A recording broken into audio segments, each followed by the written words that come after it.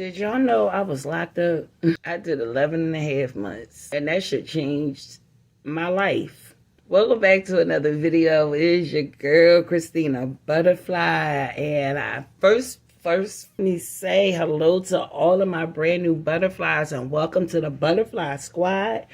I am so very grateful. I love you guys so very much. It's like the thing that could ever happen to me is watching my YouTube channel just like grow. It really is a dream come true, and I am so grateful to each and every one of you. Now, I wanted to do this video talking about my time being incarcerated.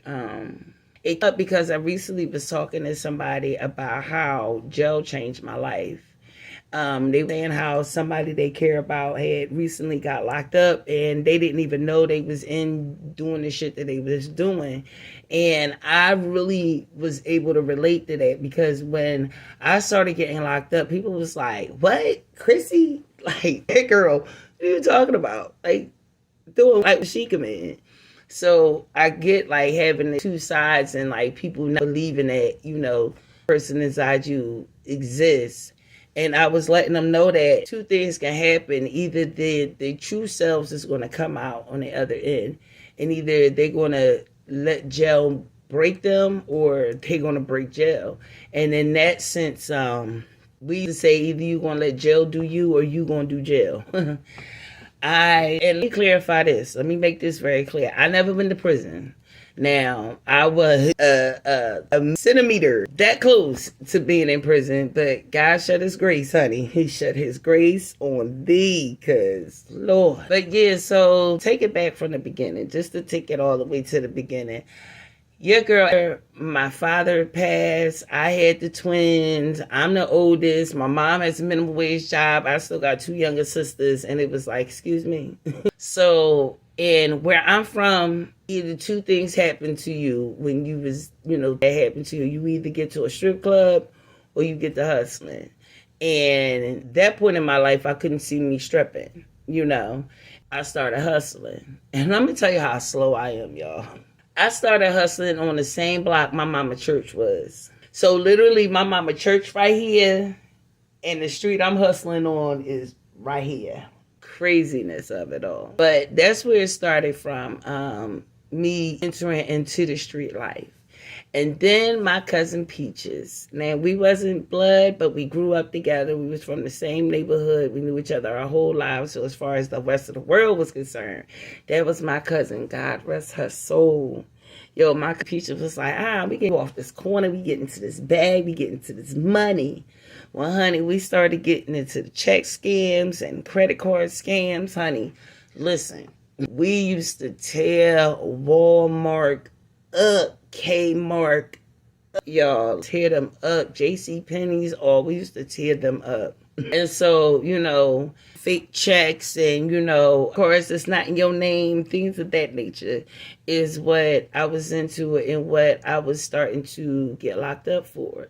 Now, what set me down for 11 and a half months, though, was literally probation violations. Because each case I was catching was violating the last case.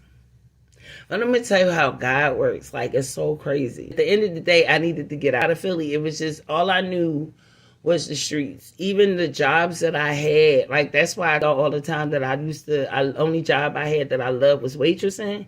It's because I was used to hustling. I was used to having money and making money every day. When I woke up, before I went to sleep, every day I'm making money somehow, some way. And gave me that, you know what I mean? It allowed me to still have that without jeopardizing my freedom. But yeah, your girl loved money and I loved fast money. And I was never really the chick who like wanted people to tear me. I came from a 2-parent home. My mother was very strong-willed, and my father allowed my mom to be strong-willed. Like, he was strong too, but my father led without ego, which is like really rare in a lot of men. And or should I say, because I was like, keep in mind, I was 15 when he passed. So in my eyes, as an adult now, I can feel like my dad led without ego mostly. He type to tell my mom like what she couldn't do, what she could go with, like nothing like that. My mom was also the type who not gave you any reason to think that she was doing anything other than what she said she was doing. So having like they raised us to be, strong-minded, and so for me, I didn't want a man to have power over me, especially since I was, sexually abused by older men, especially at the time. I wanted to have the most money. You have less control or equal, you know what I mean? Something. And I didn't have an education. At least I felt like I didn't have an education at the time. So I was making quick choices and quick decisions to take care of me and mine. But how I ended up in New Jersey, because if y'all don't know, I was paroled to New Trenton, New Jersey. That's how I ended up there. But the case I caught in Jersey, y'all, I technically didn't do. I technically was done.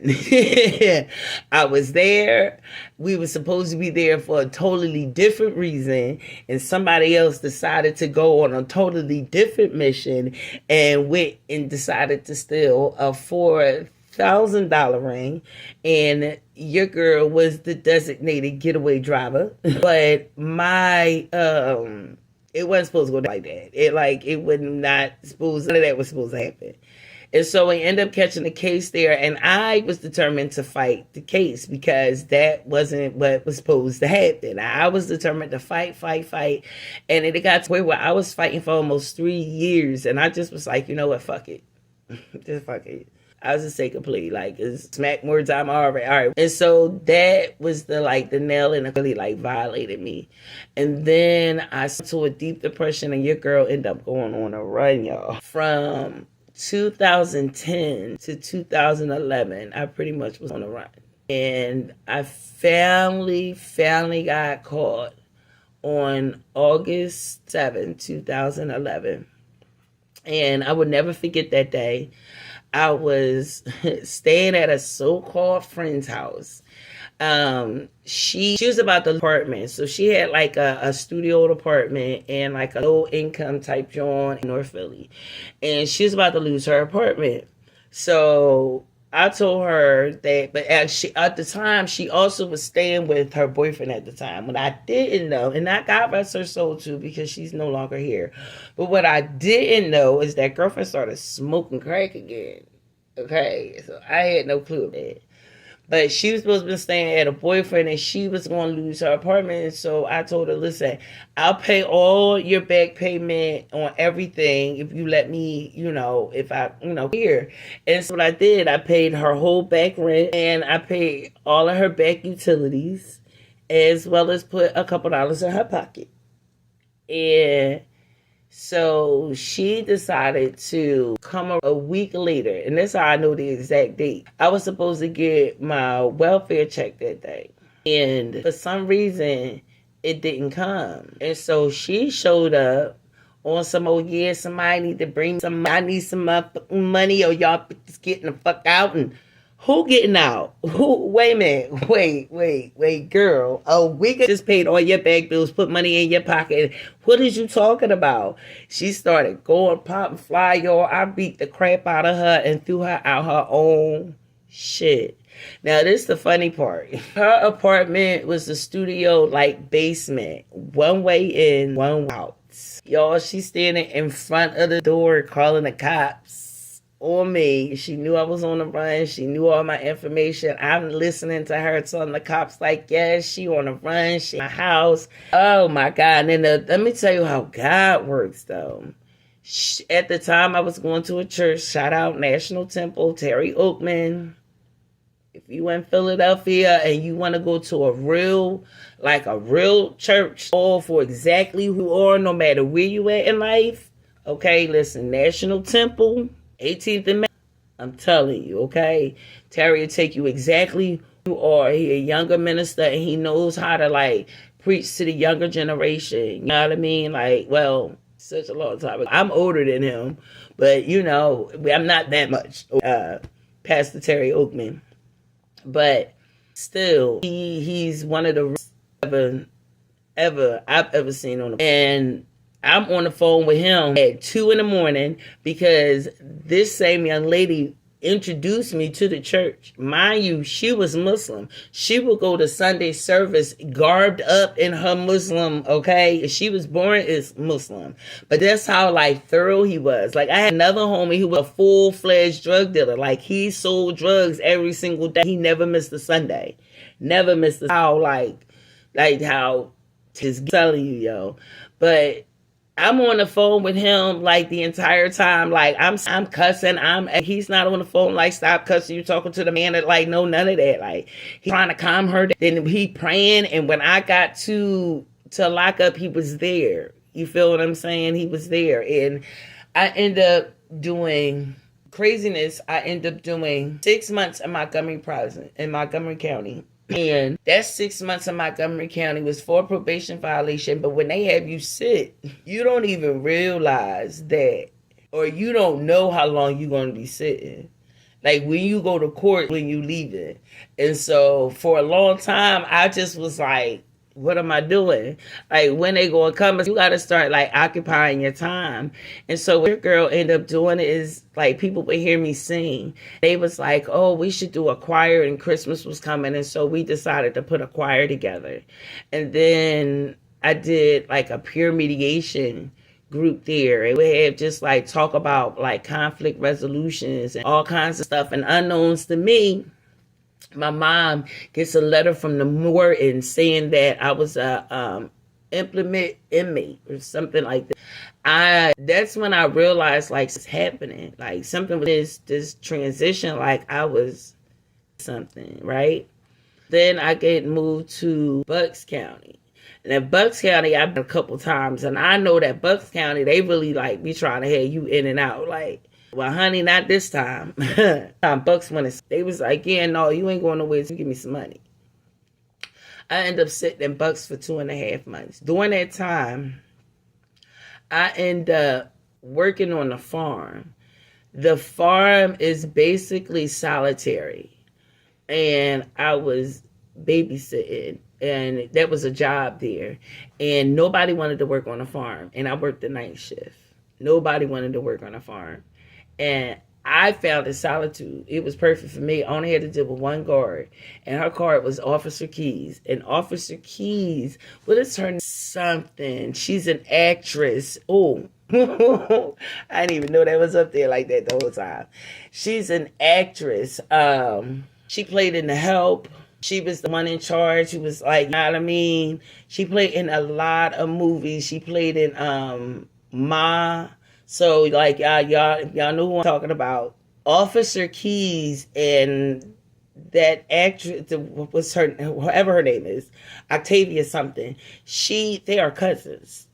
And so I was just was learning, like, sister used to say to me, she said, yo, when you get out of jail, you're never going to come back. Like, you're different. There's something to.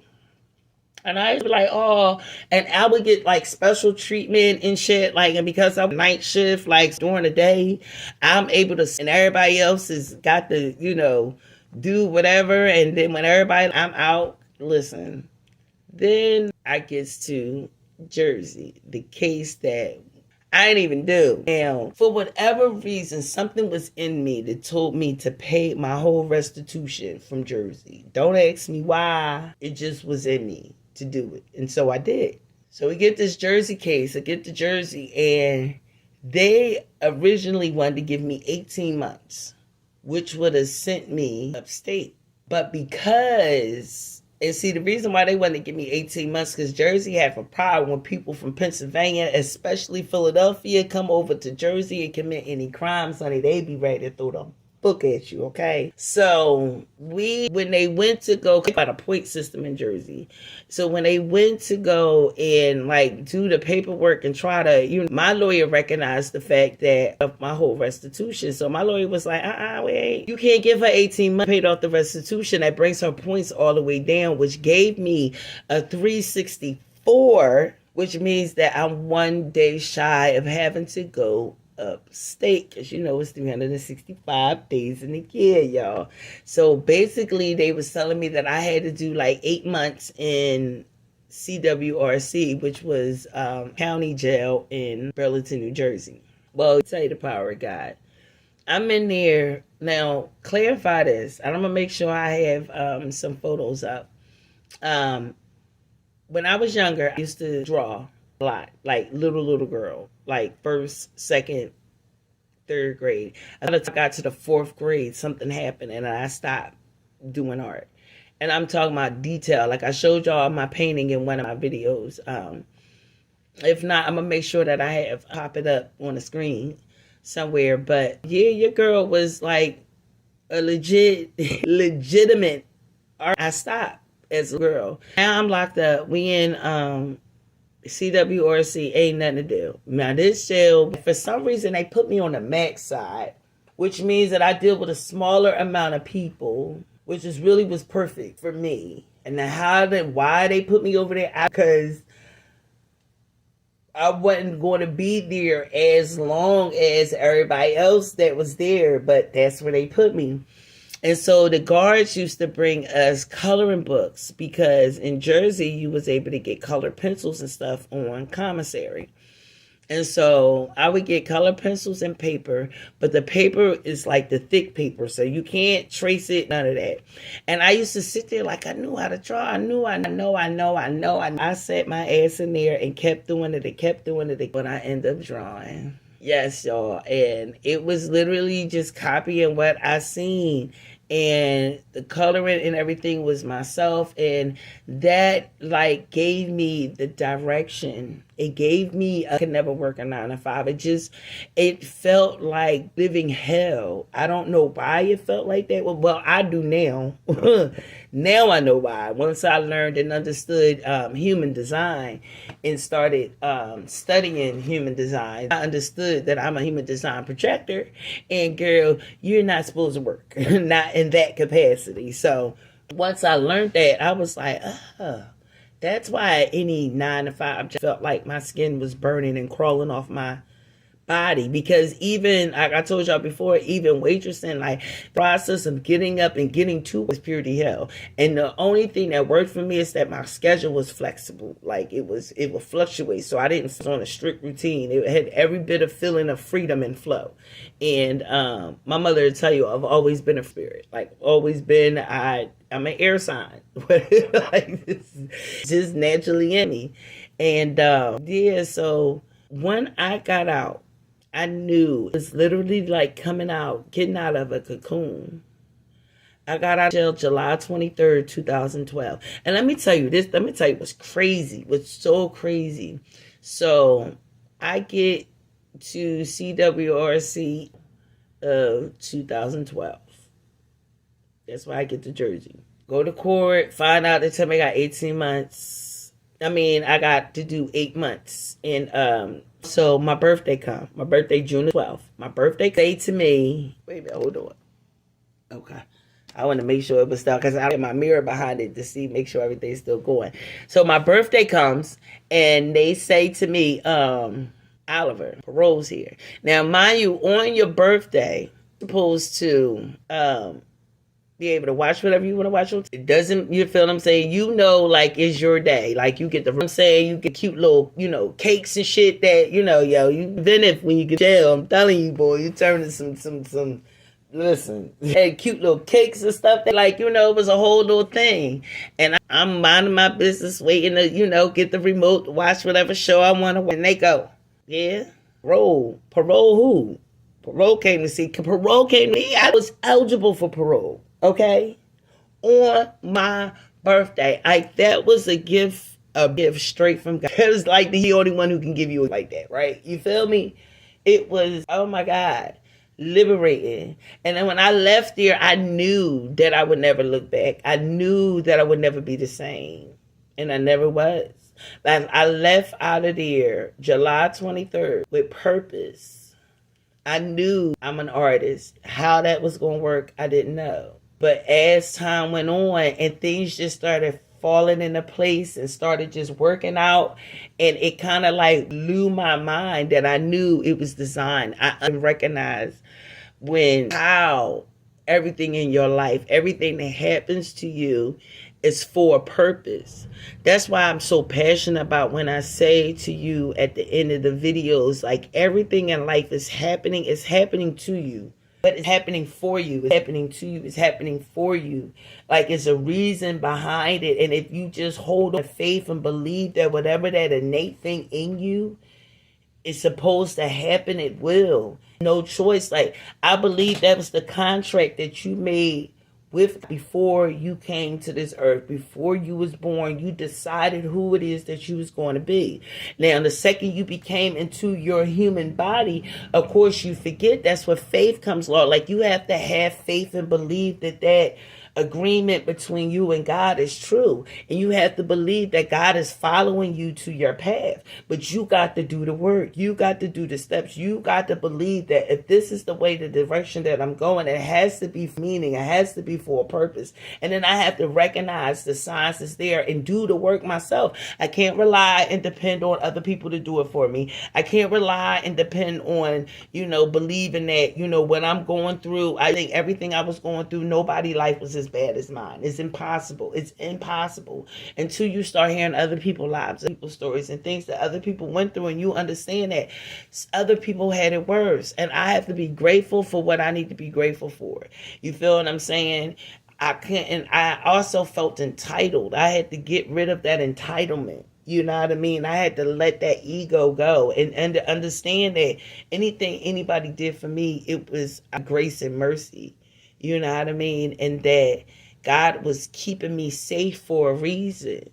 And I had to believe that who I am is who I'm supposed to be. That's how I make extra money and be able to survive, is through making amazing art. You know what I mean? Making bottle art like this, or doing painting stuff like this. And, those are the things that I do to him, and how I was able to, how children, and to live on my own. I've always, me getting the SSI guarantees me subsidy. What I'm waiting for is for my subsidy voucher to come through so I can have, live in my apartment. And for me, see, I choose that if I'm building the income and building wealth and doing the things that I'm doing, at the end of the day, I'll be able to afford the rent. You feel what I'm saying? Like, it's according to my income, but the max amount of the rent is the max amount of the place that you only can go but so much, the more money I make, so that I can be able to pay back, do whatever I need to do before I go off and just go off in the wind and, live off my business. And so for me, like, it's important because it gives me the freedom to be able to work the way I want to work and manage my time the way I want to manage my time, and freedom, and still guaranteed to have a roof over my head based off of my income that I get from my Social Security. So life has a funny way of just showing up. Like, as long as you have faith and believe, and it have to be a lot of faith. Like, sometimes my faith was smaller than a mustard seed. I don't think a seed is smaller than that. Like, it was like sand. But I still had a little bit of faith in me. And I would think of during the time of me being incarcerated for being away from my children for almost a year, like, things was never the same after that. Like, my daughters lived with me again. I ended up living in Trenton, New Jersey. The only thing I loved about living in Trenton, New Jersey was my house and where my house was at. And it was a perfect place to be able to raise my sons at. Like, though my house that I lived in, I loved my house. I loved my house so very much. The neighborhood I lived in, where my house was at, it was for me. The fact that I wasn't that far away from home, like, it was really just a 45 minutes away, to be honest with you. And once my driving, even less than that. But it taught me how to be independent.